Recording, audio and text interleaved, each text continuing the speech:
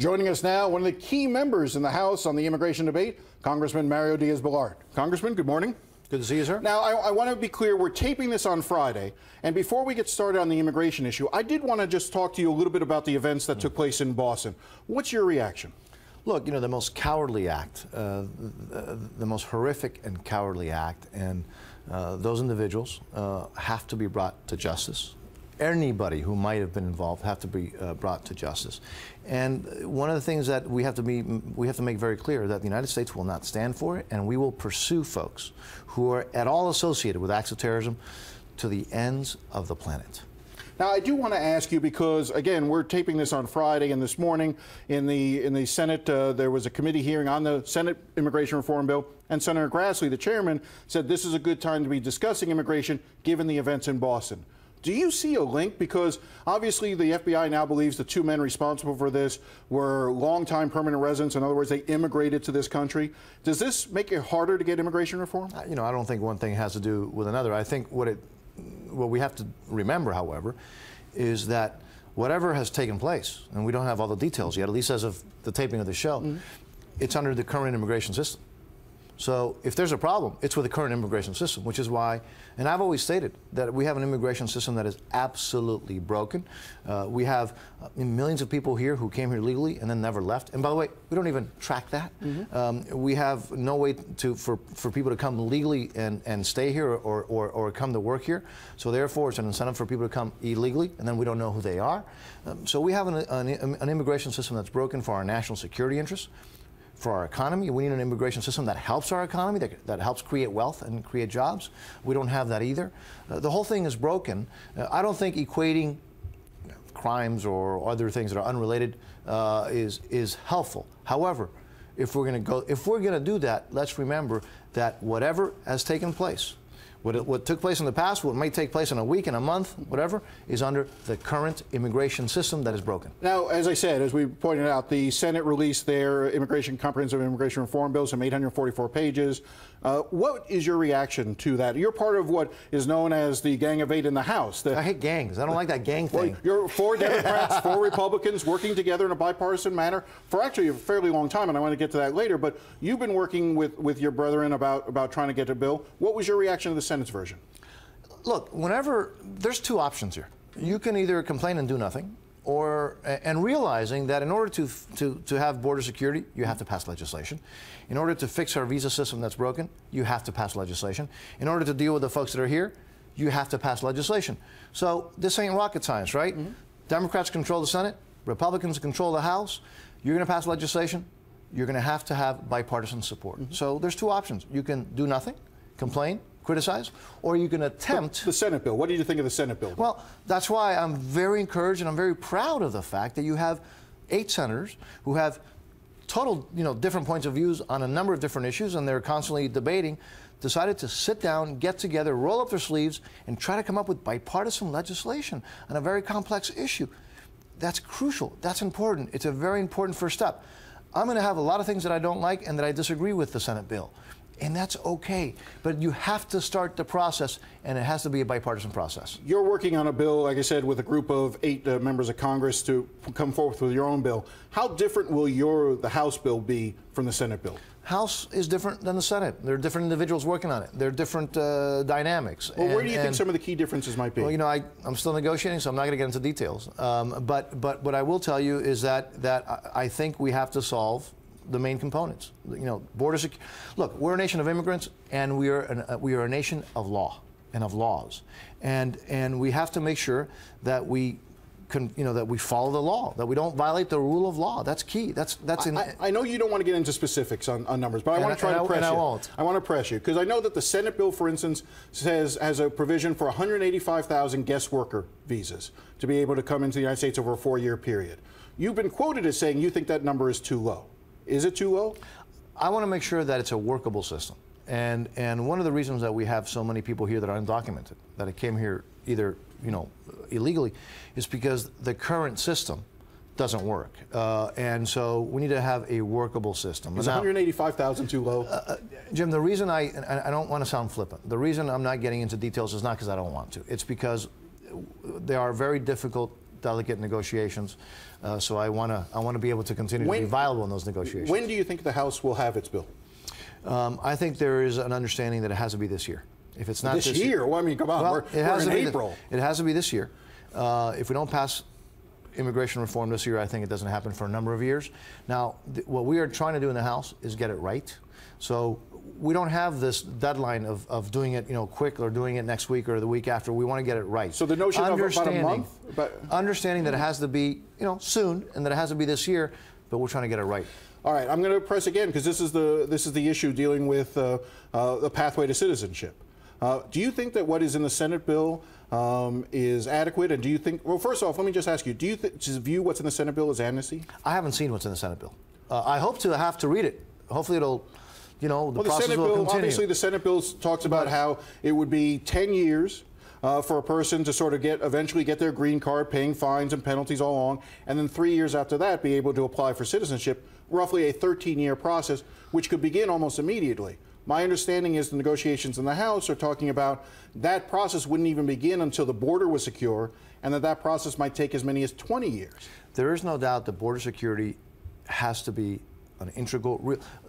When I talk about border security, it's not wink, wink, and nod, nod. It's real border security. We got to learn from the lessons of the '86 bill, where border security was promised and never delivered, and now we're facing what we're facing. So border security is key. And so, without that, I don't think we have viable legislation. Is 20 years too long to ask a person to wait? I think here's the issue. I think on one, and again, and I'm not trying to be flippant, but I'm not going to get very specific, but I will tell you ideologically, philosophically where I'm at. Look, look at Europe. I think it would be devastating for our country to have a group of people who are here legally, permanently, who are willing to put their hand on their heart and look at the flag and pledge allegiance to that, flag, and yet who never have the opportunity to become a U.S. citizen. I think that would be horrible for our country. The flip side of that is that we have to follow the rule of law. We are a nation of laws. Are those two things mutually exclusive? I don't think they are. All right, we're going to take a break. We're going to come back. I'm going to try one more time to ask you if 20 years is too long to wait, but we'll do this, and then we'll talk about the history of this in the House when we come back with Congressman Mario Diaz-Balart. We continue now our discussion with Congressman Mario Diaz-Balart, and I know you need to be careful because you're in the middle of these negotiations. But just from whether or not, speaking personally, not on behalf of the group that you're working with, but do you think 20 years is too long for someone to wait? It depends on what you mean. I mean, here's the issue. Look, American citizenship is a very precious thing. It has to be earned. It has to be earned. And so, 20 years, 15 years, look, that's it's all depending on the circumstances, on the individuals, on what they're doing, what they're willing to do. But what I will tell you, and again, I repeat myself because I think I have to, there's nothing more precious than being a citizen of the greatest nation that God has allowed men and women to build on this planet. That's something that has to be earned. And as I said before the break, right? I think that it's not good for our national security interests in the future. Because again, look at the European model, to have people who are here legally, permanently, that if they desire to really be part of the American family, to pledge allegiance to the flag, really pledge allegiance to the country, I don't think it would be in our national security interest for those people to never be able to have an option of being a U.S. citizen. Let me just ask you, because one of the aspects of this bill, again, talks about border security, securing the borders to make sure that this doesn't happen again so we don't end up in the same position 10, 20 years from now. Who determines when the border is secure? Because that seems to me the critical issue, and I don't know who that is. So who gets to say when that clock starts for people to be able to apply for citizenship? I don't know, because I readily admit it. I have not yet read the Senate bill because we're. Well, who do you think should determine when the border is secure? Again, I can't get into specifics, but I think when we're talking about border security, it has to be something that's verifiable, that's common sense, that's real, and I'm not going to comment as to what the Senate's proposal does with that. Do you think it should be like a list of the border state governors get to vote on whether or not the border is secure? Again, it has to be certifiable, real, and we can argue about specifically who or what that should be.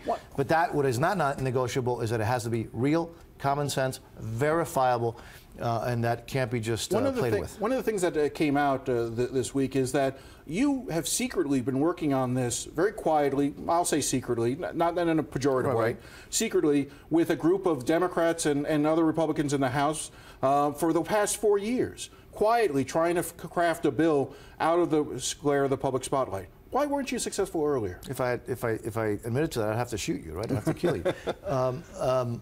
Look, this is an issue that historically, there have been members, Senate, House, Republicans, Democrats who want to get it done. But historically, the Democratic leadership never wanted to get it done. The Republican leadership never wanted to get it done. President Obama didn't want to get it done. I think there's a change now. I think now it's not because there's momentum. I think there's just a change in the mood in the country. Does having Republicans lose the presidential candidate, lose 74% of the Hispanic vote, part of it? But I think, remember, the Democrats had ample opportunity to do it and they refused to do it. Republicans had opportunity to do it and also refused to do it. I think on the Republican side, there's a realization that this issue that has been politicized has been political suicide for the Republicans. And on the Democratic side, where it's been a good issue for them, and they've never wanted to get it done because they've wanted to use it as an issue, I think there's a realization that you can't continue to have excuses as to why you can't get it done forever. Rush Limbaugh actually told Marco Rubio this week that he thinks the Republicans are committing suicide if they do immigration reform because Hispanics are naturally prone to want to join the Democratic Party because the Hispanic people believe, this is Rush Limbaugh's version, the Hispanic people believe that prosperity comes from government and that sort of ties in with the Democratic things of giving things away to people, that the Republicans will kill themselves as a party if they pass immigration reform. Look, again, we're a nation of immigrants. Immigrants have always come to this country to do what? To work hard, to prosper, to live in freedom, and to leave a better life for their children.